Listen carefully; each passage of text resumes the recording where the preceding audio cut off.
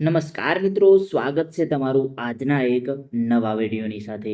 તો મિત્રો, આજના આ વિડીયોની અંદર આપણે વાત કરવાના છીએ કે જો તમે પોલ ટેસ્ટ ચડવા માટે જવાના છો તો તમારે કઈ કઈ વાતનું ધ્યાન રાખવું પડશે, કયા કયા ડોક્યુમેન્ટ સાથે લઈ જવા પડશે અને કઈ રીતે તમારે પોલ ટેસ્ટ ચડવાનો રહેશે તેના વિશે આ વિડીયોની અંદર આપણે વાત કરવાના છીએ. તો ધ્યાનથી આ વિડીયો જોઈ લેજો.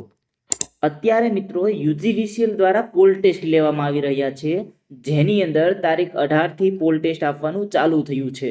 એટલે તમે જ્યારે પોલ ટેસ્ટ આપવા જાઓ છો ત્યારે તમને આ રીતના ત્યાં પોસ્ટર લાગેલા દેખાશે. આ રીતની તમને ત્યાં નોટિસો દેખાશે. ચારે બાજુ તમને આ રીતના પોસ્ટરો દેખાશે, જેની અંદર ઘણી બધી માહિતી આપેલી હોય છે.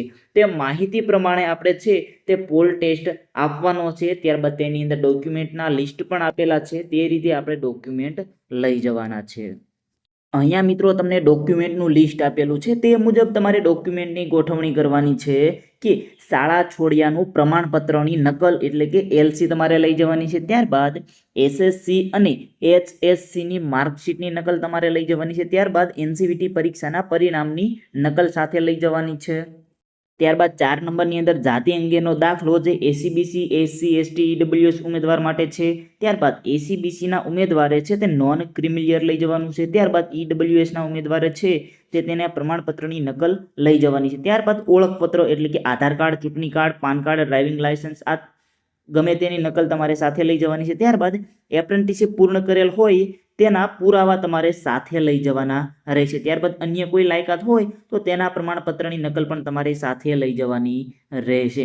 ત્યારબાદ સૌથી નીચે પણ લખેલું છે, તેની અંદર નોંધમાં છે કે પોલ ટેસ્ટ તમારે 50 સેકન્ડમાં ચડવાનો રહેશે અને ઉતરવાનો સમય છે તે ગણવામાં આવતો નથી. આવી માહિતી તમને અંદર આપેલી છે.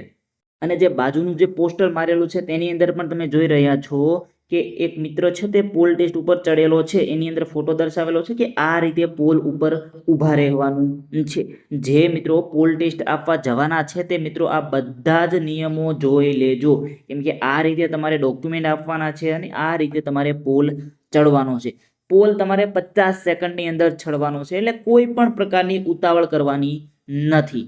એટલા માટે ધ્યાનથી છે તે આ પોલ ચડવાનો છે.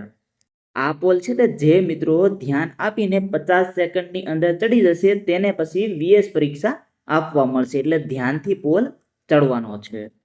તો જે મિત્રો પોલ ટેસ્ટ આપવા જવાના છે તે બધાને ઓલ ધ બેસ્ટ. અને આજનો વિડીયો પસંદ આવ્યો તો એક લાઈક જરૂર કરી દેજો, અને જે મિત્રો એ ચેનલને સબસ્ક્રાઇબ નથી કરેલી તે મિત્રો ચેનલને પણ સબસ્ક્રાઇબ જરૂર કરી દેજો.